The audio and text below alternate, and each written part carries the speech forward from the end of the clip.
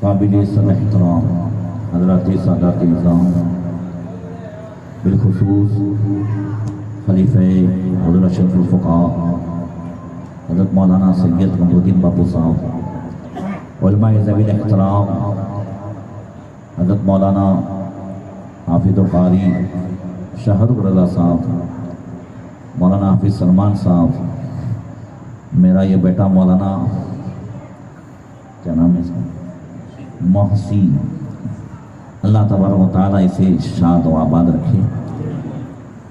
سامعین کرام، خواتین اسلام، السلام علیکم ورحمۃ اللہ وبرکاتہ۔ وعلیکم السلام ورحمۃ اللہ وبرکاتہ۔ الحمدللہ وکفا والصلاة والسلام علی محمد المصطفیٰ وعلی آلہ واصحابہ الذین سعیدوا فی معارج الحق والہدی وخلفائے ساداتنا ابی بکر صدیق الاکبر وعمر الفاروق العظم وعثمان ذی النورین واسد اللہ الغالب علی المرتضی وابنہ الامام حسن المجتبی وصبتہ الامام حسین الشہید دافع الکرب والبلاء وامہما سیدۃ النساء فاطمۃ الزہراء وابنہ عبد القادر سیدنا غوث الورا وسراج امت ابی حنیفۃ امام ائمۃ الہدی وامام اہل سنتہ مجدد العظم لدینہ وشریعتہ سیدنا احمد رضا وابن الشیخ المفتی العظم مصطفیٰ رضا وابنہ سیدی وسندی وذخری الشیخ المفتی اختر رضا وجمیع اہل سنتی وجماعتی دائما ابدا ابدا، اما بعد فاعوذ باللہ من الشیطان الرجیم، بسم اللہ الرحمن الرحیم، ذالک فضل اللہ یؤتیہ من یشاء، صدق اللہ مولانا العظیم۔ درود شریف پڑھیں، اللہم صلی علی سیدنا مولانا محمد معدن الجود والکرم وآلہ وصحبہ وبارک وسلم۔ آج ہم اور آپ سرکار اعلیٰ حضرت امام عشق و محبت امام احمد رضا محدث بریلوی رضی اللہ تعالیٰ عنہ کہ آنے والے 103 عرس کے موقع پر ان کی بارگاہ میں خراج عقیدت پیش کرنے کے لیے حاضر ہوئے۔ اللہ تعالیٰ ہم سب کی حاضری کو قبول فرمائے، اس محفل کو دنیا و آخرت میں ہم سب کے لیے ذریعہ نجات بنائے، فیضان اعلیٰ حضرت سے مالا مال فرمائے اور مسلک اعلیٰ حضرت پر چل کر ہم سب کو زندگی گزارنے کی توفیق عطا فرمائے۔ ماشاءاللہ باپو سے، حافظ صاحب سے، خلیفہ اشرف الفقہاء مولانا حافظ شاہ رخ صاحب سے اور مولانا محسن سے اچھی باتیں آپ سن رہے تھے، دل کر رہا تھا کہ سنتے جائیں۔ اللہ تعالیٰ ان سب کو اور ترقی عطا فرمائیں۔ 3-4 شعر مجھ سے بھی سن لیں۔ سبحان اللہ، سبحان احمد رضا کا تازہ گلستاں ہے آج بھی، سبحان اللہ، سبحان اللہ۔ احمد رضا کا تازہ گلستاں ہے آج بھی، خورشید علم ان کا درخشاں ہے آج بھی، سبحان اللہ۔ سب ان سے جلنے والوں کے گل ہو گئے چراغ، احمد رضا کی شمع فروزاں ہے آج بھی، سبحان اللہ، سبحان اللہ۔ خدمت کلام پاک کی وہ لاجواب کی، راضی رضا سے صاحب قرآن ہے آج بھی، راضی رضا سے صاحب قرآن ہے آج بھی۔ اور ایک شعر تھوڑا ہٹ کر کے کہ یاد رضا تو عید کا ساماں ہے آج بھی، سبحان اللہ، یاد رضا تو عید کا ساماں ہے آج بھی، پاکیزہ روح ان کی غزل خواں ہے آج بھی، پاکیزہ روح ان کی غزل خواں ہے آج بھی۔ حضرات، سیدنا صدیق اکبر رضی اللہ تعالیٰ عنہ کے زمانے ہی سے دشمنان اسلام کو یہ بات سمجھ میں آ گئی تھی کہ مسلمانوں کے پاس جسمانی طاقت سے زیادہ ایمانی طاقت ہے، اس لیے ان کے پاس ساری جسمانی طاقت مسلمانوں سے کئی گنا زیادہ ہونے کے باوجود جب وہ ہر میدان میں جب شکست کھاتے رہے تو ان کی سمجھ میں آ گیا کہ یہ دو جسمانی طاقت کا مقابلہ نہیں ہے، یہ ایمانی طاقت کے مقابلے میں جسمانی طاقت ہے، اس وجہ سے ہم ہر میدان میں شکست کھاتے ہیں۔ تو سیدنا صدیق اکبر کے زمانے ہی میں یہودیوں عیسائیوں نے خاص میٹنگ کی تھی اور اس میٹنگ میں یہ طے کیا تھا کہ مسلمانوں سے جو ایمان کی روح ہے وہ ہے عشق رسول، وہ ہے محبت رسول، اس کو کم کیا جائے ان کا پاور خود بخود کم ہو جائے گا۔ اب محبت رسول، بندے امتی نبی سے محبت کرتے ہیں اور اسی محبت کا نام ایمان ہے۔ اسی محبت کا نام کیا ہے؟ میں نے اس سے پہلے بتایا تھا، خالی اشارہ بتاتا ہوں۔ کسی سے محبت کرنے کے لیے 3 چیزیں ہونی چاہیے۔ 3 چیزوں میں سے کوئی ایک چیز ہے تو آدمی خود بخود محبت کرتا ہے۔ محبت کہتے ہیں دل کے جھکاؤ کو۔ اگر خوبصورتی ہے، حسن و جمال ہے تو بندہ محبت کرتا ہے، جود و نوال ہے، سخاوت ہے، بندہ محبت کرتا ہے، فضل و کمال، اونچا مرتبہ ہے تو بندہ محبت کرتا ہے۔ تو انگریزوں نے، یہودیوں نے، عیسائیوں نے اس وقت سے جان لیا تھا کہ نبی کے رتبے کو کم کرنے کی کوشش کی جائے۔ حسن و جمال اور جود و نوال کا تو سوال نہیں ہے، اب ایک ہے نبی کا مرتبہ۔ اب نبی کے رتبے کو کم کریں گے۔ اب دیکھو کوئی بھی جب آتا ہے تو ہم اس سے محبت کرتے ہیں، مگر دھیرے دھیرے سنتے ہیں نا یہ تو ایسا ہے، نہ تو ایسا، اچھا تو دھیرے دھیرے محبت کم ہو جاتی ہے۔ تو نبی کا جو مقام ہے اس مقام کو گھٹایا جائے تو خود بخود مسلمانوں کے دل سے محبت کم ہو جائے گی۔ اس کے لیے ایسوں کی ضرورت ہے جو مسلمان کا لباس پہنا ہو، جو عالمانہ لباس پہنے ہوئے ہو، جو کرتا پیجامہ اور عمامہ ہو، جو بخاری سامنے رکھے ہوئے ہو، جو قرآن کا حوالہ دیتا ہو اور کہتا ہو کہ نبی کا مقام گاؤں کے ایک چودھری جیسا ہے، نبی کا مقام ایک ڈاکیے جیسا ہے، نبی کا مقام ایک بڑے بھائی جیسا ہے۔ یہ تینوں باتیں اسماعیل دہلوی نے تقویت الایمان میں لکھی ہے۔ جس طریقے سے ایک ڈاکیا اگر آ کر کے ہمیں پیغام دے جاتا ہے، اس کا کوئی رتبہ ہوتا ہے؟ آیا تھا، پیغام دے گیا۔ نبی پیغام لے کر کے آئے، پیغمبر ہیں، پیغمبر ہیں، اللہ کا پیغام لے کر کے آئے، ان کی ذمہ داری پوری ہو گئی، اس سے زیادہ ان کا کوئی مقام نہیں ہے۔ یہ اسماعیل دہلوی نے لکھا۔ پھر دوسرا آگے بڑھا تھانوی، تو اس نے کہا نبی کا علم غیب تو جانوروں، پاگلوں، چوپایوں جیسا ہے، جیسا کہ حفظ الایمان کے پیج نمبر 14 اور 15 پہ لکھا۔ پھر آگے بڑھا نانوتوی، تو اس نے تحذیر الناس میں لکھا کہ امتی عمل میں نبی کے برابر بھی ہو سکتا ہے یا بڑھ بھی سکتا ہے۔ تو چوتھا آیا امبیٹوی، خلیل احمد امبیٹوی، تو اس نے برائن عادیہ میں لکھا کہ نبی کا میلاد تو کانوڑے کے جنم کے برابر ہے۔ بات سمجھ میں آ رہی ہے؟ یہ سب مل کر کے نبی کا مقام گھٹا رہے تھے۔ اللہ تعالیٰ نے بریلی میں امام احمد رضا کو چن لیا، جنہوں نے نبی کے اصل مقام کو، جو مقام اللہ نے انہیں عطا فرمایا تھا، جو صحابہ جس مقام سے نبی کو مان رہے تھے، وہ مقام اعلیٰ حضرت فرماتے ہیں نبی کا مقام جاننا ہے، نہ دہلوی سے پوچھو، نہ تھانوی سے پوچھو، پوچھنا ہے تو اس سے پوچھو جو نبی کی بارگاہ میں 1-2 مرتبہ نہیں، سدرہ کا مقام چھوڑ کر کے 40-24 ہزار مرتبہ آئے۔ وہ کہتے ہیں قلبت مشارق الارض ومغاربها فلم ارى افضل من محمد صلی اللہ تعالی علیہ وسلم۔ میں نے یا رسول اللہ مشرق سے لے کے مغرب تک، آدم سے لے کے عیسیٰ تک ہر ایک کے مقام کو دیکھا، مگر آپ جیسا کسی کے مقام کو نہیں دیکھا۔ یہی بولے سدرہ والے، چمن جہاں کے تھالے سبھی میں نے چھان ڈالے، تیرے پائے کا نہ پایا تجھے یک نے یک بنایا۔ نعرہ تکبیر، نعرہ رسالت، فیضان اعلیٰ حضرت، عرس اعلیٰ حضرت۔ سبحان اللہ۔ دہلوی نے لکھا کہ نبی اپنی بیٹی فاطمہ کو بھی کام نہیں آ سکتے۔ اب دیکھیں جب یہ ایمان میرے پاس ہے، اب آگے دیکھ سکتے ہیں۔ اسماعیل دہلوی نے لکھا نبی اپنی بیٹی فاطمہ کو بھی کام نہیں آ سکتے۔ میں پڑھ رہا تھا تو اعلیٰ حضرت کا ایک جملہ میری نظر میں آیا۔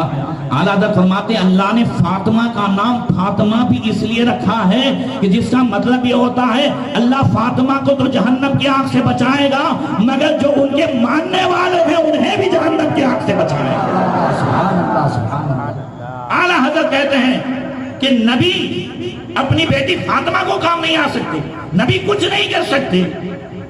ہاں بڑی پیاری بات کہی ہے، حکیم و حکیم داد و دوا دیں، یہ کچھ نہ دیں. اعلیٰ حضرت فرماتے ہیں بے حکیم کے پاس جاؤ تو داد دے گا، یعنی انصاف دے گا کہ نہیں دے گا؟ زور سے بولو. حکیم دوا دے گا کہ نہیں دے گا؟ تو فرماتے ہیں حاکم و حکیم داد و دوا دیں اور یہ کچھ نہ دیں. مردود یہ مراد کس آیت و خبر کی ہے؟ مانگیں گے، مانگے جائیں گے، منہ مانگی پائیں گے، سرکار میں نہ لا ہے نہ حاجت ہے. سبحان اللہ سبحان اللہ. فرماتے ہیں نبی کا مقام یہ ہے اللہ کی سرتاب قدم شان ہے. یہ میرے ساتھ پھر سے بولو، اللہ کی سرتاب قدم، یعنی نبی کے سر مبارک کے بال مبارک سے لے کر پاؤں کے ناخن تک نبی کیا ہے؟ فرمایا اللہ کی شان ہے. سبحان اللہ اب اللہ کی شان کیا ہے؟ سبحان اللہ کیا شان ہے اللہ کی؟ ان اللہ علی کل شیء قدیر. سبحان اللہ. اللہ ہر چیز پر قادر ہے کہ نہیں؟ اللہ ہر چیز کر سکتا ہے کہ نہیں؟ جب اللہ ہر چیز پہ قادر ہے تو اس نے اپنے حبیب کو دنیا میں محتاج بنا کے نہیں بھیجا ہے، مالک و مختار بنا کے بھیجا. اللہ اکبر. اللہ کی سرتاب قدم شان ہے یہ، انسان نہیں انسان، وہ انسان ہے یہ. قرآن تو ایمان بتاتا انہیں، ایمان یہ کہتا ہے میری جان ہے یہ. اعلیٰ حضرت نے جتنے علوم و فنون آپ جانتے تھے، یہ سارے علوم و فنون اور ساری طاقت پوری زندگی کی صرف کر دی تو ایک ہی چیز پہ خرچ کر دی، وہ یہ تھی کہ انہیں جانا، انہیں مانا، نہ رکھا غیر سے کام. للہ الحمد میں دنیا سے مسلمان ہے.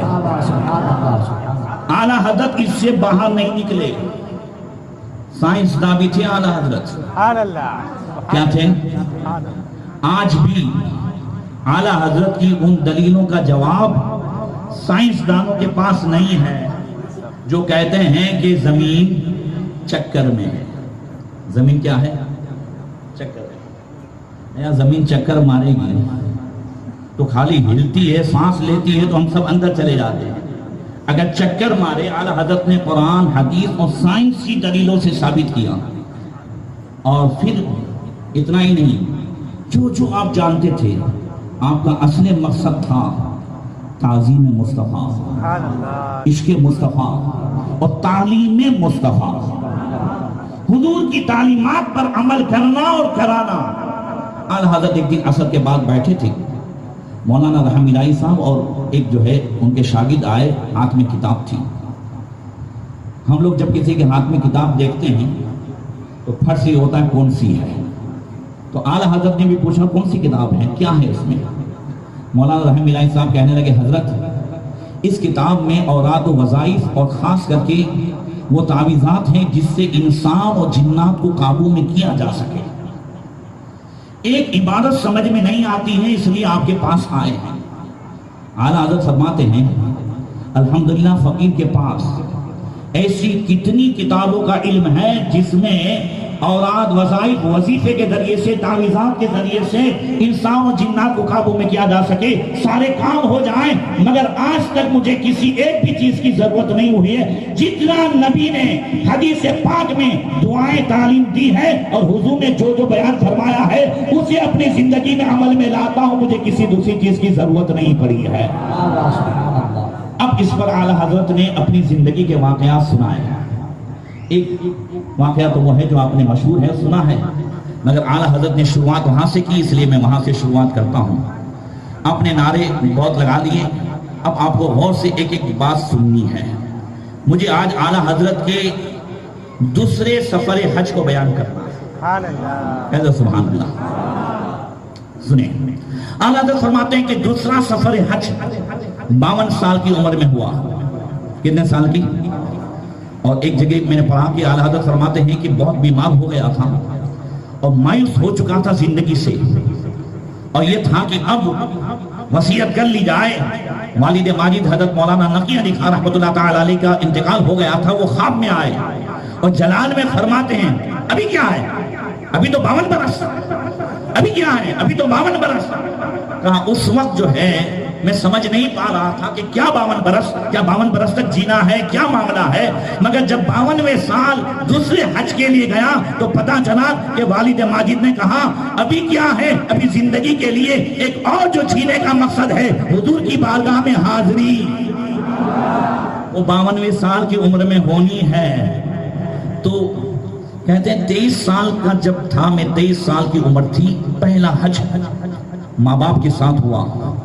اعلیٰ حضرت کی والدہ بھی ساتھ میں تھی، اور 3 دن تک ریٹرن میں آپ کی جو کشتی تھی وہ طوفان کی نظر ہو گئی.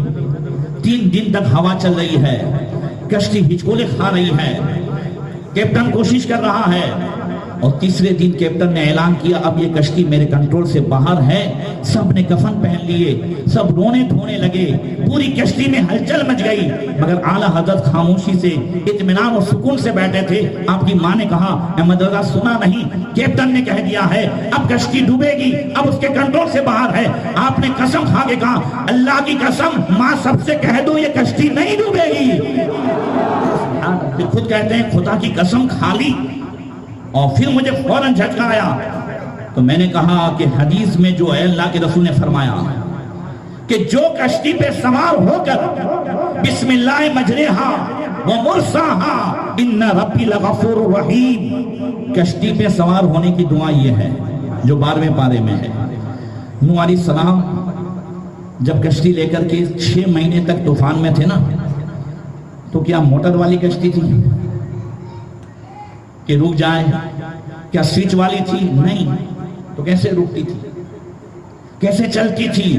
تو قرآن کے 12ویں پارے میں ہے بسم اللہ مجریہا و مرساہا. حضرت نوح علیہ السلام بسم اللہ پڑھتے تھے تو رک جاتی تھی، بسم اللہ پڑھتے تھے تو چلتی تھی. اب اسی کو جو کوئی کشتی میں بیٹھ کر کے پڑھ لے انشاءاللہ کشتی نہیں ڈوبے گی. اعلیٰ حضرت فرماتے ہیں الحمدللہ ماں میں نے وہ دعا پڑھ لی ہے. دنیا کے کیپٹن کا اندازہ غلط ہو سکتا ہے، کائنات کے کیپٹن کا فرمان غلط نہیں ہو سکتا. میں نے پڑھ لی ہے. اور پھر کہتے ہیں کہ پھر بھی دل میں یہ آیا تو بارگاہ رسالت میں فریاد کی، حضور کی بارگاہ کی طرف متوجہ ہوا. سب اپنے گھر والوں کو یاد کر رہے تھے، مگر اعلیٰ حضرت نے قلم اٹھا کر مدینے والے کو یاد کیا کہ ان کی مہک نے دل کے گنجے کھلا دیے ہیں، جس راہ چل دیے ہیں کوچے بسا دیے ہیں. ایک دل ہمارا کیا آزار اس کا کتنا، تم نے تو چلتے پھرتے مردے جلا دیے ہیں.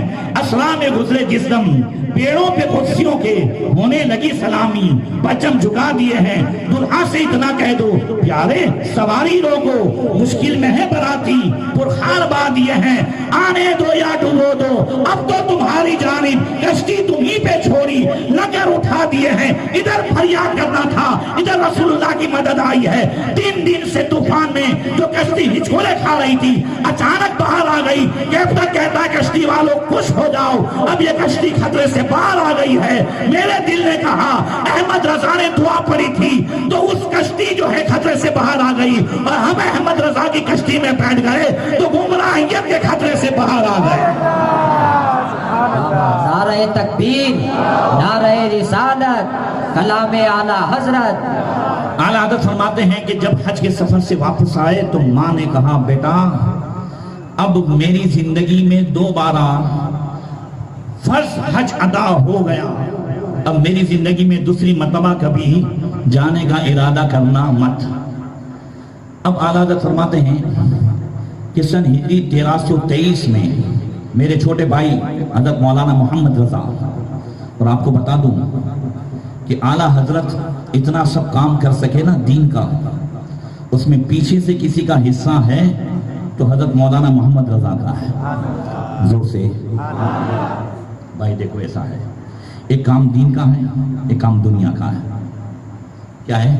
دین کا اور دنیا کا. دنیا کا کوئی سنبھالے تو آدمی دین کا کر سکے گا. اب اعلیٰ حضرت بھی جو ہے زندگی گزار رہے تھے، فیملی کی زندگی ہے، بہت ساری ضرورت، تو اعلیٰ حضرت رات میں دین کا کام کر رہے تھے، کتابیں لکھ رہے تھے، رسول و آل رسول کی خدمت کر رہے تھے، اور مولانا محمد رضا یہ اعلیٰ حضرت کے پورے ایک فیملی کیا دیکھ بھال کر رہے تھے، وہ خدمت کر رہے تھے، لہذا اعلیٰ حضرت نے جو کچھ کام کیا ہے تو ان کے بھائی محمد رضا کا بھی سنیوں پہ احسان ہے۔ اس لیے مولانا محمد رضا بھی اور حجت الاسلام اعلیٰ حضرت کے بڑے صاحبزادے مولانا حامد رضا، یہ سب پوری فیملی کے ساتھ حج کے لیے جانے لگے۔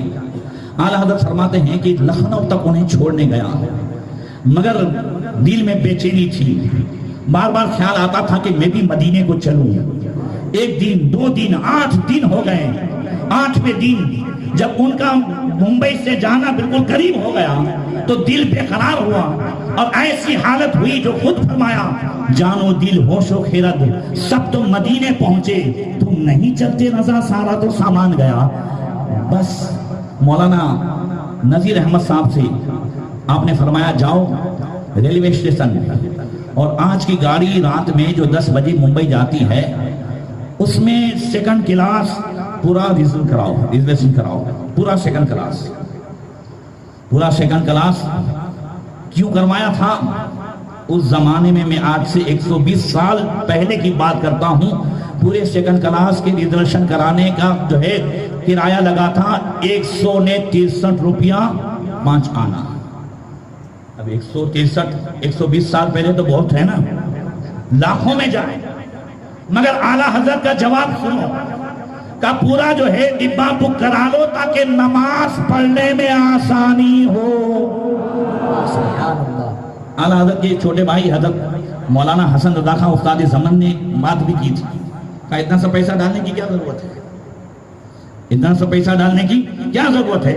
تو اعلیٰ حضرت نے فرمایا اس لیے کہ تاکہ سکون رہے، یہ ڈبہ کٹ جاتا ہے پھر پریشانی ہوتی ہے، تو پورا ڈبہ رہے تاکہ ہم سکون سے نماز پڑھ سکے۔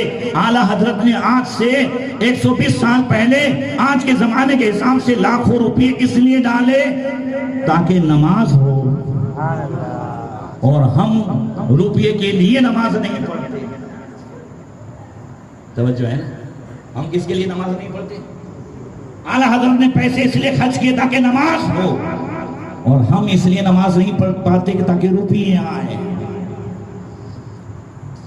تھوڑا سنیے گا، مسئلہ کہ اعلیٰ حضرت پہ ہم چل رہے ہیں، نیازیں کھا رہے ہیں، کھائیں گے بھی، مگر اصل مسئلہ کہ اعلیٰ حضرت کی زندگی کیا ہے اس کو بھی سنتے جائیے۔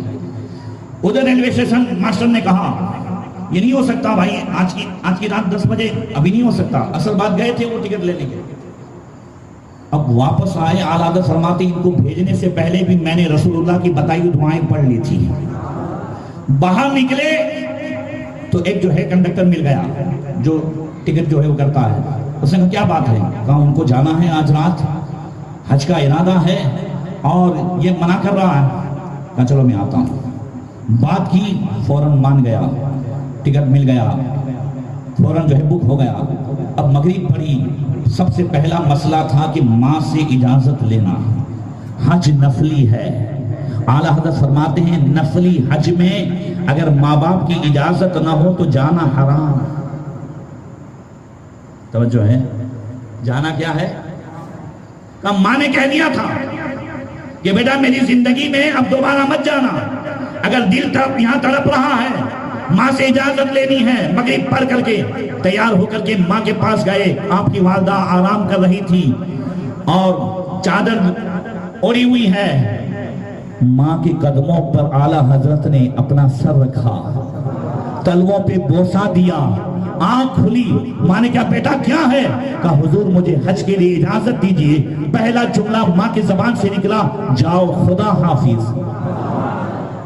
اعلیٰ حضرت فرماتے میں جلدی سے نکلا، مگر ہم سب کو سبق دیتے ہوئے گئے کہ اگر ماں باپ نفلی حج، نفلی روزے، یاد رکھیں عورتوں کے لیے اگر شوہر اجازت نہ دے تو نفلی روزے بھی حرام۔ اگر بیوی کے لیے شوہر اجازت نہ دے تو نفلی روزے بھی، اولاد کے لیے اگر ماں باپ اجازت نہ دے تو نفلی کام حرام، نفلی جو ہے روزے حرام، نفلی جو ہے حج حرام۔ تو پھر باہر بیٹھ کر کے ماں باپ کو جو ہے اجاگر کروا کر کے یہ موبائل کی گیمیں اور دوسرے سارے کام میں یہ نفلی حد سے بھی بڑا ہے. توجہ ہے نا نوجوانوں؟ اب ماں باپ کو ناراض کر کے اعلیٰ حضرت بغیر اجازت کے چلے جاتے تو کیا ہوتا؟ ماں ناراض ہوتی نا.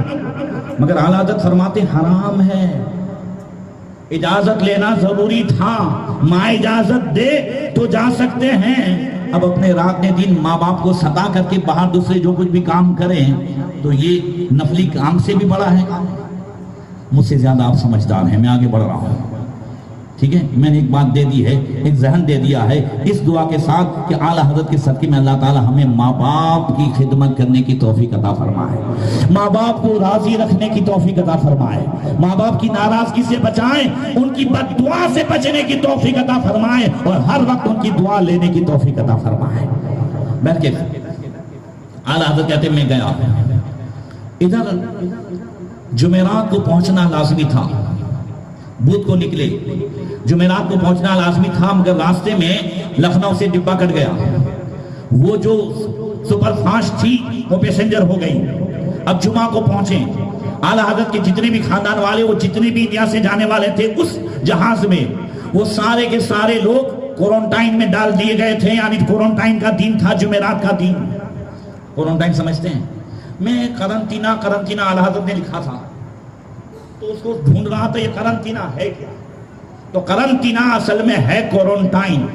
یہ تھا کہ جب کبھی حج کے لیے جاتے تھے تو ان کو ایک دن پہلے سب سے الگ تھلگ ان کو جوش دی ہوئی دوائیں دے کر کے الگ ایک دن کے لیے رکھتے تھے، اور پھر بیچ میں راستے میں بھی 8 دن الگ تھلگ رکھتے تھے. اسی کا نام ہے کوارنٹائن. تو جہاز اٹھنے سے پہلے کا دن آ گیا تھا، جمعرات کا دن تھا، اور جب کوارنٹائن میں لوگ حاجی چلے گئے اب اس کے بعد کوئی جا سکتا نہیں ہے. دوائی دے دی گئی، انجیکشن دے دیا گیا. تو اس وقت انجیکشن نہیں دیتے تھے، اس وقت کیا دیتے تھے؟ جوش دی ہوئی دوائی دیتے تھے، ابھارا دیتے تھے. وہ ٹائم تھا جمعرات کا. اب اعلیٰ حضرت پہنچے جمعہ کے دن، مگر راستے ہی میں اعلیٰ حضرت کہتے ہیں میں نے دعائیں شروع کر دی جو نبی نے بتائی تھی. اب جمعہ کے دن جیسے ہی بمبئی ریلوے اسٹیشن پہ پہنچا، حاجی قاسم وغیرہ سب لینے کے لیے آئے، گاڑیاں کھڑی ہیں، احباب کا ہجوم ہے، اور سب سے پہلے ان لوگوں نے کہا حضرت کہیں نہیں چلنا ہے، جلدی چلیں، ابھی آپ کے لوگ کوارنٹائن میں نہیں گئے ہیں. حضرت کہتے مجھے تعجب ہوا، کل کا تو دن تھا. جیسے ہی وہاں پہنچے تو حضرت مولانا محمد رضا صاحب نے کہا کہ حضرت تعجب ہے اور سخت تعجب ہے. ڈاکٹر سب کو دوائی دے رہا تھا، جوش دی ہوئی دوائی دے کر کے سب کو کوارنٹائن میں بھیج رہا تھا. ہماری بیاری آئی، اچانک پتہ نہیں اس کو کیا درد ہوا، کہنے لگا رہنے تو آج نہیں، تمہاری باری کر لوں گا. اعلیٰ حضرت فرماتے ہیں یہ میرے حبیب کا کرم ہے، یہ آقا کا کرم ہے. ادھر دعائیں پڑی تھی، ادھر مدد ہو گئی. ڈاکٹر چلا گیا اور جمعہ کے دن اعلیٰ حضرت گئے، پھر دوائی دی گئی، پھر سب کو کوارنٹائن میں ڈالا گیا. اعلیٰ حضرت نے ٹکٹ لیا، اب بیٹھے. کچھ دنوں میں کامران پہنچے. کامران 10 دن کوارنٹائن میں رہنا تھا. کتنے دن؟ آج جو آسان ہے نا وہ پہلے آسان نہیں تھا. مہینے دن کا سفر ہو جاتا تھا مکہ شریف پہنچتے ہوئے، اور حاجی جب واپس آتے تھے تو 6 مہینے واپس آتے تھے. تو میرے بڑے ابا بڑی اماں گئے تھے تو 3.5 مہینے لگے تھے. یہ میں 75 کی بات کرتا ہوں. اس کے بعد سے یہ کشتی بند ہو گئی. مگر جو کشتی میں جاتے تھے تو اتنا لمبا ٹائم لگتا تھا.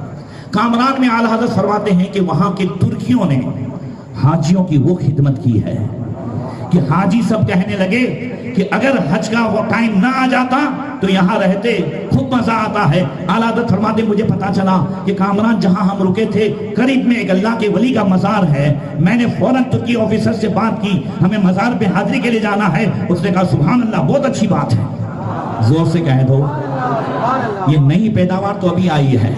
کہا سبحان اللہ، بہت اچھی بات ہے. کتنے لوگ جائیں گے؟ کہا 8-10 لوگ. کہا سب جائیں. کہا وہاں سے آیا. اب 9واں دن تھا، دوسرے دن جانا ہے. اعلیٰ حضرت فرماتے میرے گھر کے سارے لوگوں کو پیٹ میں درد اٹھا، دست ہو گئے. کہا مجھے درد تو نہیں تھا مگر مجھے بھی دست ہو گئے. اب ڈاکٹر آیا سب کو چیک کرنے کے لیے. میرے بھائی محمد رضا نے کہا ڈاکٹر سے اپنی حالت بیان کر دیں، ہم سب کل سے بیمار ہیں، بخار بھی ہیں اور دست بھی ہو گئے ہیں، پیٹ میں درد بھی ہیں۔ اعلیٰ حضرت نے فرمایا اگر بیماری کی وجہ سے روک لیا تو زندگی کا مقصد ہمارا یہ ہو جائے گا کہ اگر نہیں بتایا اور ڈاکٹر کو پتا چل گیا تو اعلیٰ حضرت نے فرمایا تم رکو، میں ابھی ڈاکٹروں کے ڈاکٹر، طبیبوں کے طبیب، حکیموں کے حکیم سے بات کر لوں۔ باہر نکلے، جنگل میں گئے، کچھ دعائیں پڑھی اور غوث پاک سے مدد مانگی۔ تیری سرکار میں لاتا ہے رضا اس کو شفیع، جو میرا غوث ہے اور لاڈلا بیٹا تیرا، کا غوث پاک سے مدد مانگی، دعائیں کی، اور ادھر دیکھا کہ حضرت مولانا سید شاہ عبد القادر جیلانی جو باسا شریف کے سجادہ نشین تھے، ممبئی سے اعلیٰ حضرت کے ساتھ ہو لیے تھے، سامنے سے آتے ہوئے دکھے۔ اعلیٰ حضرت فرماتے ہیں میں نے غوث پاک کی مدد سمجھی، میں نے ان سے کہا آپ بھی دعا کریں، انہوں نے دعا کی۔ اب جب میں جیسے ہی وہاں گیا اپنے خاندان میں کیا دیکھا کہ جو پیٹ لے کر کے پریشان تھے سب ایسے تندرست بیٹھے ہیں 10 منٹ کے بعد جیسے کبھی ان کو کچھ ہوا ہی نہیں ہے۔ یہ ہے نبی کی بتائی ہوئی دعاؤں کا وہ اثر جو میں پوری زندگی اعلیٰ حضرت میں دیکھتا آیا۔ آج ہمیں بھی ضروری ہے کہ ہم ان سب دعاؤں کو پڑھیں کریں۔ میں انشاءاللہ بتاؤں گا، ٹائم زیادہ ہوتا جا رہا ہے۔ اب اعلیٰ حضرت فرماتے ہیں کامران سے جدہ آئے، جدہ جیسے ہی آئے اور اتنی بھیڑ کہ 5 گھنٹے کھڑے ہو گئے، ساتھ میں عورتیں ہیں، آگے چلتے ہیں تو بھیڑ کی وجہ سے مردوں کا شانہ اور عورتوں کا شانہ دونوں ایک دوسرا الگ ہو جاتا، ساتھ میں لگ جاتا ہے۔ کہا ہم سب 5 گھنٹے سے کھڑے تھے۔ میرے صاحبزادے نے کہا حضرت حامد رضا نے کب تک کھڑے رہیں گے؟ بھیڑ کم ہونے کا نام نہیں ہے، کیا کریں گے؟ اعلیٰ حضرت نے فرمایا تمہارے جانا ہو تو جاؤ، میں عورتوں کو لے کر آگے نہیں بڑھوں گا، کسی غیر مرد کا شانہ عورتوں سے لگنا نہیں چاہیے۔ محرم میں نکلنے والیاں بھی سن لیں، بھیڑ میں عرسوں میں ایک دوسرے کو دھکے مارنے والیاں بھی سن لیں۔ توجہ ہے، بات سمجھ میں آ رہی ہے؟ 5 گھنٹے کھڑے رہے، پریشان ہیں، دھوپ ہے۔ اعلیٰ حضرت کہتے ہیں کہ اسی وقت میں نے پھر دعائیں پڑھنی شروع کی۔ اچانک ایک ایسے عربی بزرگ جو اس سے پہلے نہیں دیکھے تھے آ کر کے فوراً کہتے ہیں ما علاقہ حسینن، میں تمہیں غمگین دیکھ رہا ہوں، تمہیں ٹینشن میں دیکھ رہا ہوں۔ اعلیٰ حضرت نے کہا سیدھی بات ہے، 5 گھنٹے سے کھڑے ہیں، عورتیں ہمارے ساتھ ہیں، آگے بڑھتے ہیں تو اب مرد عورت دونوں ایک ساتھ مل جاتے ہیں، ہم نہیں چاہتے کہ ہماری عورتوں کو کسی غیر مرد کا ہاتھ لگے۔ اس عربی مرد نے کہا کوئی بات نہیں، مردوں کا ایک دائرہ بنا لو، بیچ میں عورتوں کو لے لو، میرے پیچھے چلو، تمہیں کوئی ٹچ نہیں کرے گا۔ کہتے کرتے انہوں نے بات پہنچایا۔ اب میں شکریہ ادا کرنے کے لیے آگے بڑھا تو وہ غائب، زور سے کہہ دو یار، اسی کو تو اللہ کی مدد کہتے ہیں۔ کہاں وہ غائب ہو گئے، میں نے پہلے بھی کبھی نہیں دیکھا تھا۔ اللہ کا شکر ادا کیا۔ اب اس کے بعد رات گزارنی ہوئی، وہ ٹھنڈی اور اسی کے ساتھ ساتھ احرام باندھا ہوا۔ پھر بولے مجھے بخار آ گیا، بخار میں ٹھنڈی لگ رہی تھی، میں نے رضائی اوڑھی، مگر چہرہ چھپانا حرام، حالت احرام میں پاؤں یہ بھی کھلا رہنا چاہیے۔ کہاں سو بھی جاتا تھا، آنکھ کھلتی تھی، ڈر لگتا تھا، دیکھتا تھا تو الحمدللہ رضائی یہاں سے آگے نہیں بڑھی ہوتی تھی۔ اب اس کے بعد حضور کی بارگاہ میں دعا کی، کہا یا رسول اللہ کیا اسی حالت میں حج کروں گا؟ کہا 5 منٹ میں بخار ایسا گیا، حج کے سارے ارکان ادا کیے، 13 ذوالحجہ تک شیطان کو جو ہے کنکری مار دی۔ اب جب میں آیا اپنے خیمے پر، اب آ کے بخار آیا، میں نے کہا اب آؤ کوئی بات نہیں۔ اب بخار آیا ہے، میرے پہلے حج کا بھی واقعہ سیم ایسے ہی ہے۔ پہلے جب میں 2000 میں گیا تھا تو ویسے ہی تھا، بس 13 تاریخ کو بلکہ 12 کو جب کنکری مار کے آئے تو ہمارے سامنے دیکھا، آپ کو اتنا بخار ہے؟ میں نے کہا ہے، مگر اب آیا ہے، اب کوئی بات نہیں۔ تو خیر اعلیٰ حضرت فرماتے ہیں اس کے بعد پھر میری پوری زندگی یعنی پورے سفر حج میں یہی رہا، حرم شریف کے کتب خانے میں جاتا تھا۔ جب میں 25 سفر کو گیا، حضرت مولانا سید اسماعیل محافظ کتب حرم، بہت بڑے عالم مکہ کے، اعلیٰ حضرت کو غائبانہ جانتے تھے، فیس ٹو فیس ملاقات نہیں ہوئی تھی۔ اعلیٰ حضرت کی کتاب پہ انہوں نے سگنیچر بھی کیا تھا، جو سن ہجری 1316 میں اعلیٰ حضرت نے لکھی تھی ندویوں کے خلاف. اعلیٰ حضرت کو ویسے جانتے تھے مگر دیکھا نہیں تھا. اعلیٰ حضرت کتب خانے میں بیٹھے ہیں, حضور حجت الاسلام ہیں. عربی میں مسئلہ پوچھا گیا کہ یہاں کے علماء نے زوال سے پہلے شیطان کو کنکری مارنے کی اجازت دے دی ہے. حضور حجت الاسلام جواب دے رہے تھے. اعلیٰ حضرت سے پوچھا, آپ نے فرمایا مکروہ ہے حنفیوں کے نزدیک. مولانا سید اسماعیل محافظ کتب حرم نے کہا مگر یہاں کے لوگوں نے فتویٰ دیا ہے, ایک کتاب میں علیہ الفتویٰ لکھا ہے. آپ نے فرمایا علیہ الفتویٰ کبھی نہیں ہو سکتا. زور سے کہہ دو. وہ کتاب لے کے آئے, کھول کے دیکھا تو جو اعلیٰ حضرت نے فرمایا تھا وہی تھا, اس میں علیہ الفتویٰ لکھا ہوا نہیں تھا. انہوں نے حجت الاسلام سے پوچھا یہ کون ہے؟ کہا یہ مولانا احمد عطا ہندی بریلی سے آئے ہیں. اب آگے بڑھے, جلدی سے گلے سے لگایا, کہا تمہارا آنا اللہ کی رحمت ہے. کہا کیوں؟ کہا ہندوستان سے وہاں بھی آئے ہوئے ہیں یہاں پہ, انہوں نے علم غیب کا مسئلہ چھیڑا ہے. شریف مکہ مولانا شریف پاشا جو وہاں مکہ کے حاکم تھے, میں بات کر رہا ہوں 120 سال پہلے کی. کب کی؟ جب نجدی حکومت نہیں تھی. نجدی حکومت کو بھی 98 سال ہوئے ہیں, ابھی 100 میں بھی 2 سال باقی ہے. توجہ ہے, بات کر رہا ہوں جب ترکی حکومت تھی سعودی پر. کس کی تھی؟ مکہ مدینہ پر. مکے کے وہ حاکم حضرت مولانا شریف پاشا جو شریف مکہ کہے جاتے تھے, عالم بھی تھے. کہا خلیل احمد امبیٹوی اور بہت سارے ہندوستان سے وہاں بھی آئے ہیں اور علم غیب کا مسئلہ چھیڑا ہے. مولانا شیخ صالح کمال کی بارگاہ میں وہ مسئلہ پہنچا ہے. اعلیٰ حضرت فرماتے ہیں مولانا شیخ صالح کمال کون تھے؟ اعلیٰ حضرت فرماتے عالم و علماء مکہ, مکہ کے سب سے بڑے عالم قاضی مکہ اور مفتی مکہ تھے. اعلیٰ حضرت ان کی بارگاہ میں گئے اور 2 گھنٹے تک علم غیب پہ تقریر کی. قرآن سے حدیث سے جب ثابت کیا اور بتاتے رہے, مولانا شیخ صالح کمال ایسے سنتے رہے. 2 گھنٹے کے بعد کھڑے ہوئے, کباٹ کھولا اور ایک کاغذ دیا, کہ تیرا آنا رحمت ہے, ورنہ یہاں سے مولانا سلامت اللہ رامپوری کے کفر کا فتویٰ جا چکتا. بہت اچھا ہوا تم آ گئے.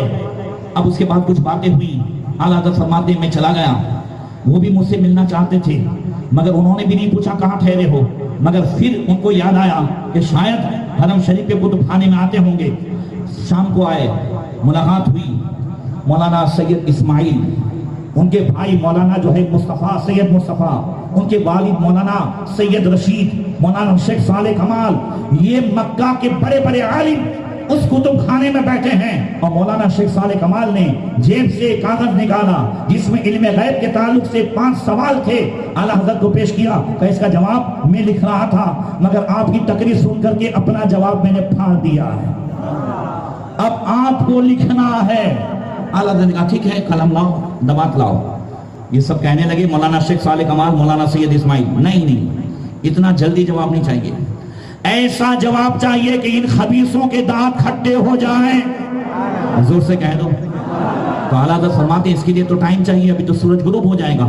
کا ٹائم ہے, آج سوموار پیر ہے, کل منگل ہے, پرسوں بدھ, جمعرات کی صبح آپ مجھے دے دیں. جمعرات کی رات کو شریف مکہ کا دربار لگتا ہے, اسی میں یہ کتاب سنانی ہے. 2 دن میں آپ کتاب تیار کر دیں اور پورا جواب جو دلیلوں کے ساتھ ہو آپ کو دینا ہے. اعلیٰ حضرت فرماتے ٹھیک ہے. اب دوسرے دن منگل کو ادھر لکھنے بیٹھے. ادھر مکہ کے بہت بڑے عالم جو بزرگ ہو گئے تھے, حضرت علامہ مولانا جس کو اعلیٰ حضرت نے خطاب دیا ہے شیخ الخطبہ, کبیر العلماء, حضرت علامہ مولانا شیخ احمد ابو المرداد رحمت اللہ تعالی علیہ, جن کے صاحبزادے حضرت مولانا عبداللہ مرداد اس زمانے میں حرم شریف کے امام تھے اور اعلیٰ حضرت کے مرید تھے. زور سے کہہ دو یار, جانو تو صحیح اعلیٰ حضرت کا مقام علم والوں میں کیا ہے. نابالغوں کے درمیان نہیں دیکھنا ہے مقام کیا ہے, جو بالغ ہیں یعنی پہنچے ہوئے ہیں, سمجھ رہے, جو پہنچے ہوئے ہیں ان کے درمیان کیا مقام ہے. مولانا ابو الخیر مرداد نے کہلوایا کہ میں تمہاری کتاب دیکھنا چاہتا ہوں, مجھے بھی پتا چلا ہے تم علم غیب کے بارے میں لکھ رہے ہو, اور میں بوڑھا ہو چکا ہوں, آ نہیں سکتا ورنہ آ جاتا. اعلیٰ حضرت فرماتے ہیں ایک تو وہ بزرگ اتنے بڑے عالم, میں لے کے چلا گیا. انہوں نے پڑھا, کہا اس میں علوم خمسہ جو علم غیب کی 5 قسم 21ویں پارے میں ہیں. ان اللہ عنده علم الساعة وينزل الغیث, قیامت کا علم, بارش کب ہوگی, کون کہاں مرے گا, کل کیا ہوگا, ماں کے پیٹ میں کیا ہے, یہ 5 باتیں یہ اس میں نہیں ہیں. وہاں بھی اکثر یہی پیش کرتے ہیں, اس کا بھی جواب دینا ہے. اعلیٰ حضرت نے فرمایا سوال میں نہیں تھا اس لیے میں نے نہیں لکھا. کہا میں کہتا ہوں لکھو. کہتے ہیں جب جاتے جاتے میں نے مولانا ابو الخیر مداد کے زانوں کو چھوا, وہ فوراً اس طرح ہو گئے, کہنے لگے احمد رضا انا اقبل عجلکم انا اقبل نیالکم, اے احمد رضا تم میری زانوں کو چھو رہے ہو, میں تمہارے پاؤں کو بوسا دوں, میں تمہاری جوتیوں کو بوسا دوں. سبحان اللہ سبحان اللہ. مانا عرب نے تجھ کو یگانا, گایا عجم نے تیرا ترانا, مانے ہیں تجھ کو سارا زمانہ. حامی سنت اعلیٰ حضرت چیخ پڑے چوٹی کے وہابڑے, پھاڑ دیے ہر ایک کے جبڑے, خنجر حق کیا خوب چلایا. حامی سنت اعلیٰ حضرت. نعرہ تکبیر, نعرہ رسالت, فیضان اعلیٰ حضرت. کہا اس دن آدھا دن ان کے پاس چلا گیا, ظہر کی نماز کا ٹائم, پھر کچھ لکھا, اسی میں بخار بھی آ گئی. بخار میں ہوں, ٹھنڈی لگ رہی ہے. بدھ کے دن صبح صبح محدث مغرب حضرت علامہ مولانا سید عبدالحی بن سید عبدالکبیر, جو اس وقت بھی اتنے بڑے محدث تھے کہ 40 حدیث کی ان کی کتابیں مصر سے چھپ چکی تھی. انہوں نے اعلیٰ حضرت کی بارگاہ میں آدمی بھیجا کہ مجھے تم سے ملنا ہے اور اگر آپ اجازت دو تو میں ملاقات کے لیے آؤں. اعلیٰ حضرت نے کہا کہ ان سے معافی چاہتا ہوں, کل بھلے میں خود ان کے پاس چلا جاؤں گا, آج مجھے کتاب لکھنی ہے. انہوں نے پھر آدمی بھیجا, مجھے آج دوپہر میں مدینہ شریف کے لیے جانا ہے, قافلہ تیار ہے, میں صرف آپ کے لیے رکا ہوں, ایک ملاقات دے دو. وہ اعلیٰ حضرت کے پاس آئے اور آنے کے ساتھ سب سے پہلے سوال کرتے ہیں, میرے آنے کا مقصد یہ ہے کہ تم سے حدیث کی اجازت لینا چاہتا ہوں, حدیث کی سند لینا چاہتا ہوں. ذرا زور سے. وہ محدث مغرب ہیں, وہ بہت بڑے محدث, 40 کتابیں لکھ چکے ہیں, مگر اعلیٰ حضرت سے حدیث کی سند لے رہے ہیں. کچھ تو دیکھا ہوگا, کچھ تو انہوں نے دیکھا ہوگا. میں مریدوں کی بات نہیں کرتا جو پیر کو اڑاتے ہیں, میں ان کی بات کرتا ہوں جن کے علم کا کوئی جواب نہیں ہے, وہ اعلیٰ حضرت کی بارگاہ میں گھٹنے ٹیک رہے ہیں. بھائی جاہل اگر کسی کو کچھ بھی اڑائیں تو بات دوسری ہے, عالم جلدی کسی کو قبول کرتا. توجہ ہے, میں جتنے نام لے رہا ہوں سب بڑے بڑے اپنے اپنے زمانے کے محدث ہیں. اعلیٰ حضرت سے سند حدیث لی, اجازتیں لی, خلافتیں لی اور چلے گئے. اعلیٰ حضرت فرماتے اس رات کچھ لکھا. اعلیٰ حضرت نے 8 گھنٹے میں لکھا, جو آپ سنتے ہیں نا, یہ ٹوٹل ملا کر کے 8 گھنٹے ہیں لکھنے کے. 2 دن ہوئے, جمعرات کو صبح یہ الدولت المکیہ بالمادۃ الغیبیہ, اس کا عدد ملاؤ تو 1323 ہوتا ہے.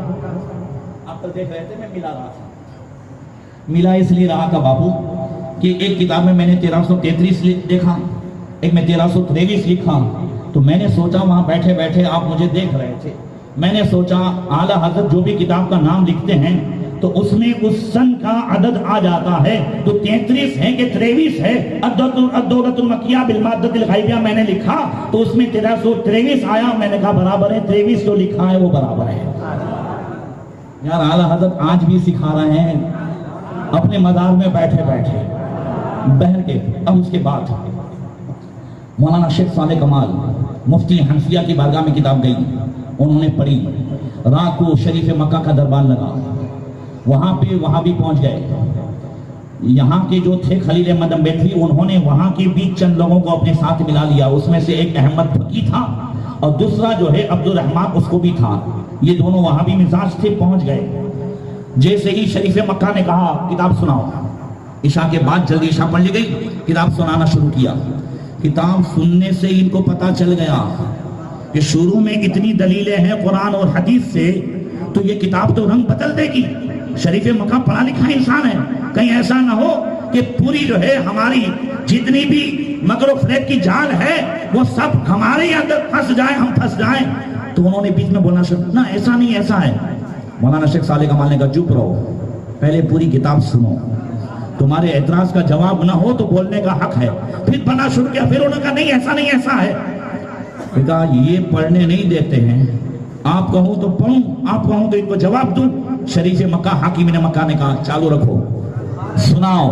12 بجے تک سناتے رہے, وہ سنتے رہے. قرآن سے حدیث سے اللہ نے اپنے حبیب کو علم غیب دیا ہے, اس کی ساری دلیلیں اعلیٰ حضرت نے جو عربی زبان میں لکھی تھی وہ سنتے رہے. شریف مکہ جو عالم تھے, حاکم مکہ جو عالم تھے, انہوں نے ہاتھ مارا اس طریقے سے, اللہ یوتی وہؤلاء یمنعون. اللہ اپنے حبیب کو علم غیب دیتا ہے, یہ وہابڑے روکنے والے کون ہیں؟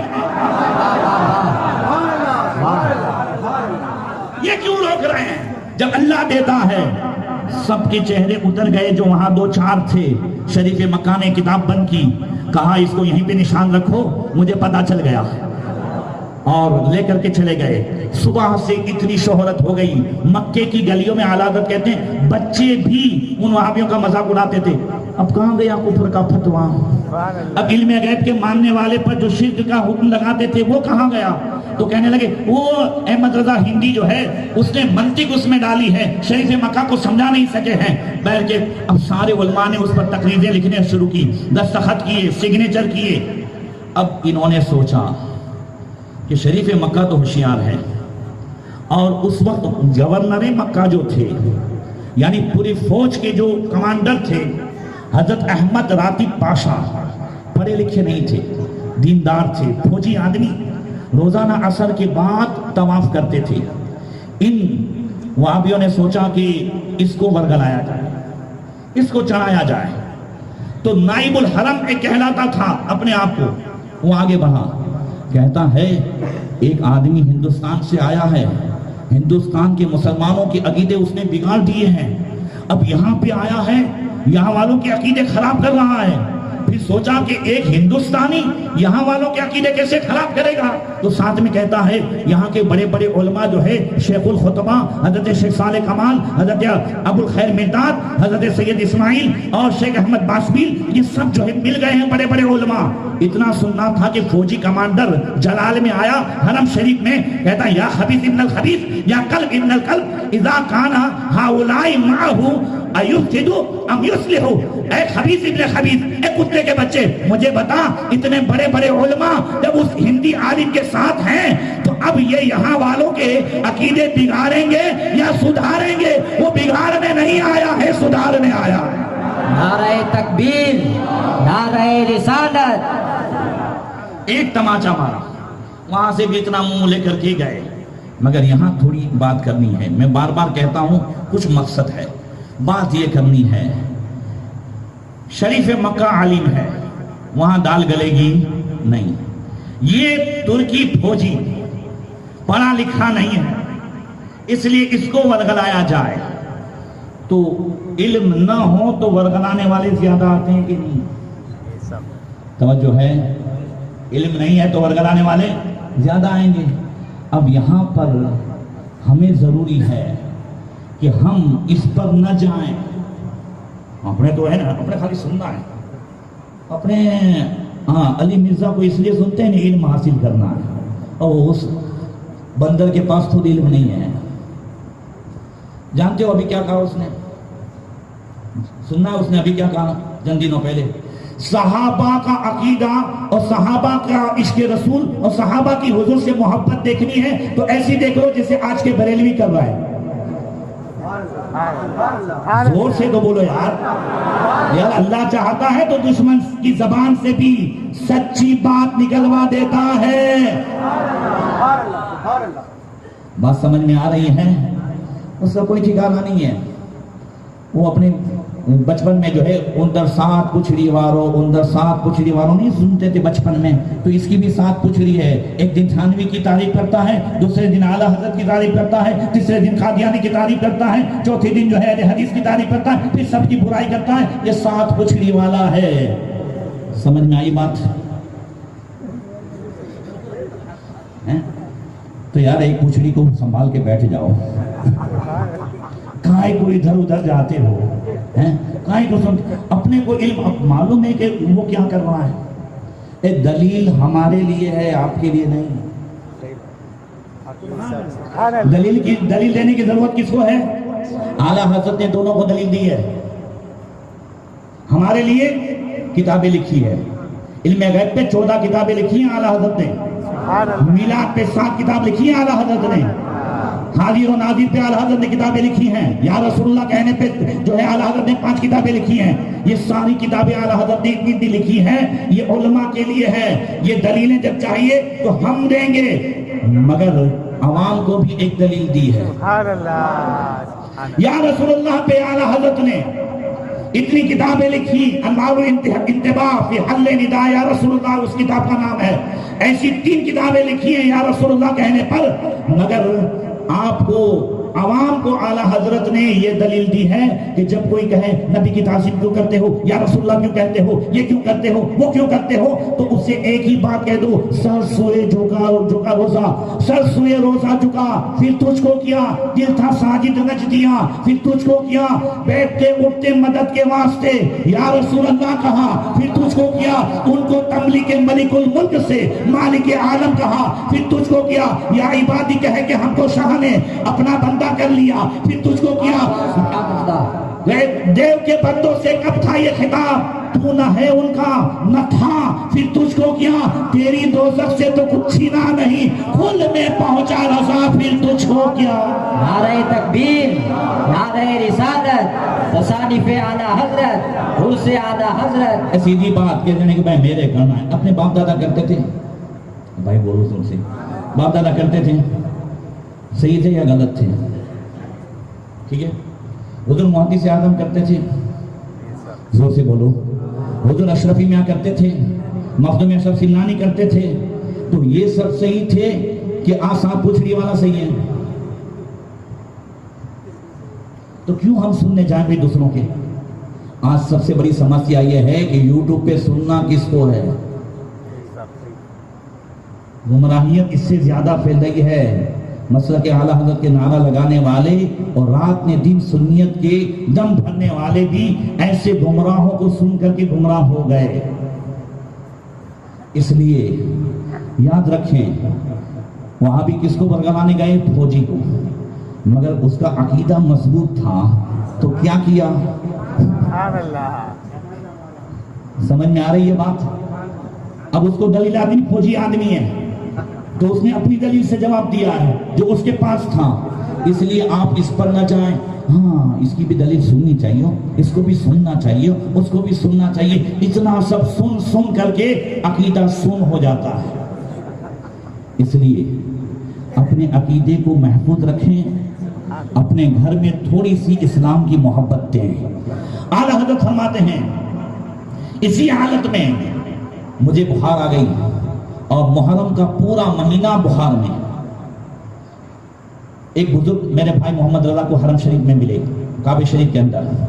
اتنے دنوں سے تمہارے بھائی کو دیکھتا نہیں ہوں. کہا بیمار ہے. کہا یہ پانی لے جاؤ. دم کیا. کہا کل اگر 10 بجے تک بخار پھر آئے تو یہاں آنا، میں ملوں گا، پانی لے جانا. اعلیٰ حضرت فرماتے اس وقت پیا، اس وقت سے بخار گیا، آج تک نہیں آیا ہے. کہا اس وقت پھر وہاں کے شاہی حمام خانے میں نہانے کے لیے گیا. نہا کر کے نکلا، حرم شریف کی طرف جا رہا تھا. بارش ہو رہی تھی، جماجم بارش ہو رہی تھی. فوراً حدیث یاد آئی، اللہ کے رسول نے فرمایا جو برستے بارش میں کعبے کا طواف کرے تو اللہ کی رحمت میں تیر رہا ہے. کا بخار سے ابھی کھڑا ہوا تھا، مگر پھر جو ہے فوراً حجر اسود کو بوسا لیا اور فوراً جا کر کے میں نے شروع کر دیا، طواف کیا، اور طواف کرتے کرتے پھر بخار آ گیا، بارش ٹھنڈی. وہاں کے علماء نے کہا ارے تم نے ایک ضعیف حدیث کی وجہ سے اپنی جان پر اتنا وہ کیا، وہ بخار پھر آ گئی، حدیث ضعیف ہے. اعلیٰ حضرت کا جواب سنو، حدیث ضعیف ہے مگر اللہ کی رحمت سے امید قوی ہے. میں اللہ کی رحمت میں تیروں گا، میرے نبی کا فرمان ہے. مجھے نہیں دیکھنا کہ ضعیف ہے کیا ہے، نبی نے فرمایا ہے، احمد رضا کے لیے کافی ہے. فضائل میں حدیث ضعیف پر بھی عمل ہو سکتا ہے. بہرکیف اب اس کے بعد اعلیٰ حضرت فرماتے ہیں کہ اسی بیماری کے عالم میں وہاں حاجیوں کے لیے نیچے گدے بچھائے جاتے تھے، مگر یہ بڑے بڑے علماء سید اسماعیل، حضرت مولانا شیخ صالح کمال اعلیٰ حضرت کے لیے پلنگ لائے. تو اعلیٰ حضرت بیمار نہیں تھے، تب آپ کا بستر یہاں پر تھا اس طرف، اور کبوتر جو ہے وہ اس طرف بیٹھتے تھے، تنکے گراتے تھے اور اس طرف جو ہے سب کچھ کرتے تھے۔ اب اعلیٰ حضرت کا پلنگ اس طرف آ گیا تو کبوتر جو ہے اب ادھر بیٹھنے لگے، ادھر جو بیٹھتے تھے ان پر تنکے گراتے تھے۔ تو وہاں کے علماء نے کہا ہم دیکھتے ہیں کہ یہاں کے علماء تو علماء کبوتر بھی تمہارا احترام کر رہے ہیں۔ سبحان اللہ۔ تو اعلیٰ حضرت فرماتے ہیں میں نے کبوتروں سے، یہاں کے کبوتر سے میں نے سمادھان کر لیا ہے، صلح کر لی ہے، انہوں نے مجھ سے صلح کر لی ہے۔ تو وہ علماء سے کہنے لگے ہم نے کون سی جنگ چھیڑ رکھی ہے؟ تو اعلیٰ حضرت فرماتے میں دیکھتا ہوں یہ حرم کے کبوتر ہے، یہ جب دانہ چنتے ہیں تو یہاں والی بیچ سے نکلتے ہیں، ان کو اڑاتے ہیں، ان کو بھگاتے ہیں، اور پھر یہاں تک کہ سلامی کے لیے توپیں چھوڑتے ہیں جس سے یہ کانپنے لگتے ہیں۔ یہ حرم کے کبوتر ہیں، ان کا بھی احترام ضروری ہے، میں ان کا احترام کرتا ہوں، وہ میرا احترام کرتے ہیں۔ سبحان اللہ، سبحان اللہ۔ توجہ ہے، اللہ اکبر۔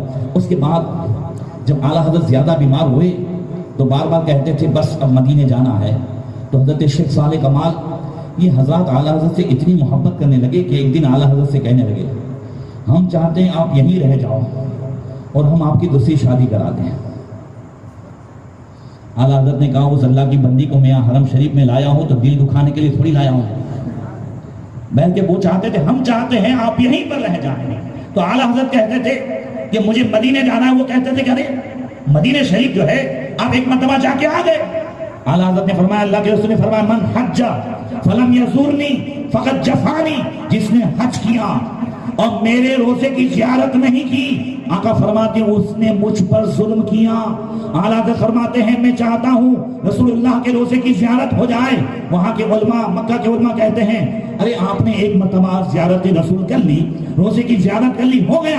آپ نے فرمایا میرے نزدیک اس حدیث کا یہ مطلب نہیں ہے کہ زندگی میں ایک مرتبہ روزے کی زیارت ہو جائے، میرے نزدیک یہ ہے کہ جتنی مرتبہ یہاں آیا جائے رسول اللہ کے روزے کی زیارت ہو۔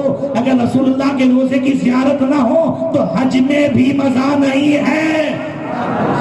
فرماتے ہیں میرے نزدیک اصل یہ ہے کہ رسول اللہ کے روزے کی زیارت ہو۔ اپنے شعر میں فرماتے ہیں کعبے کا نام تک نہ لیا، طیبہ ہی کہا، پوچھا جب ہم سے کسی نے کہ نوحزت کدھر کی ہے، کعبہ بھی ہے انہی کی تجلی کا ایک ذل، روشن انہی کے عکس سے پتلی حجر کی ہے، ہوتے کہاں کعبہ و مینا، خلیل و بینا، لولاک والے صاحبی سب تیرے در کی ہے۔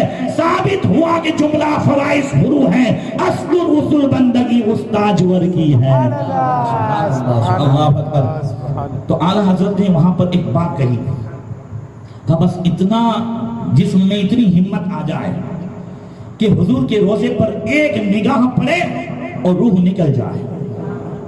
بیمار تھے، مولانا شیخ صالح کمال جلال میں آئے تو کیا بات کرتے ہو؟ بات کرتے ہو تمہاری روح نکل جائے؟ ہماری تمنا تو یہ ہے کہ تعودو ثم تعودو، تعودو ثم تعودو ثم یکون کذالک، تم آؤ پھر جاؤ، پھر آؤ پھر جاؤ، پھر آؤ، یہ سلسلہ جاری رہے یہاں تک کہ مدینے میں موت آ جائے۔ ایسی محبت تھی وہ لوگوں کی اعلیٰ حضرت سے۔ اب مدینے کے لیے روانہ ہوئے، راستے میں نے شورٹ کر دیا ہے، بہت زیادہ ہو گیا ٹائم بھی۔ راستے میں جو ہے اعلیٰ حضرت فرماتے ہیں کہ گردے میں درد ہو گیا تھا، وہاں جہاں جانا ہوتا تھا لوگ چائے پلاتے تھے، کالی چائے، تو گردے میں درد ہو گیا تھا۔ تو میں نے پھر اونٹ کی سواری کینسل کر کے کشتی کے ذریعے سے رابغ پہنچا۔ رابغ میں حضرت علامہ مولانا شیخ حسین، وہ وہاں کے اس وقت بہت بڑے عالم تھے، ان کے بھائی شیخ ابراہیم کو پتا چلا ایک کیس، ایک مسئلہ جو کئی سالوں سے حل نہیں ہوتا تھا، اعلیٰ حضرت کی بارگاہ میں وہاں سمندری جہاز پہ آئے، اعلیٰ حضرت نے منٹوں میں حل کر دیا۔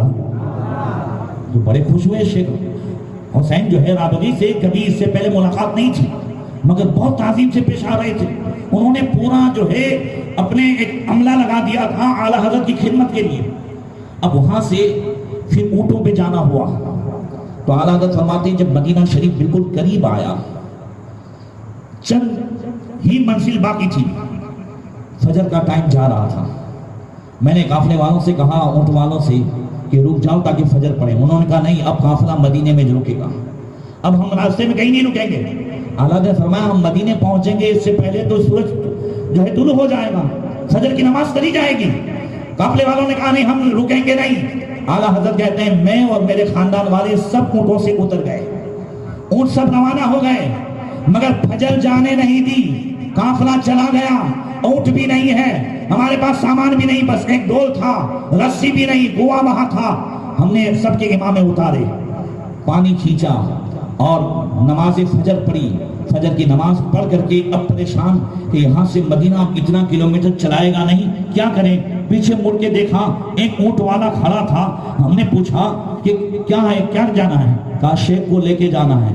कहा कहाँ से आए हो? कहा शेख हुसैन ने मुझे पीछे पीछे भेजा था कि शेख पर नजर रखना, इनको तकलीफ ना होने देना, कभी भी जरूरत पड़े तुम तो इन्होंने एक एक्स्ट्रा भी जो है ऊँट भेजा था जो मैं तुम्हारे पीछे लेके चल रहा था। आला हज़रत कहते उससे आगे थोड़ा बढ़े तो मेरा ऊँट वाला भी वहां खड़ा था। मैंने कहा कि तुम काफले के साथ गए नहीं? तो आगे बढ़ा तो ख्याल आया कि शेख नमाज के लिए तो रुके हैं, भले काफला चला जाए मैं इनको लेके जाऊंगा।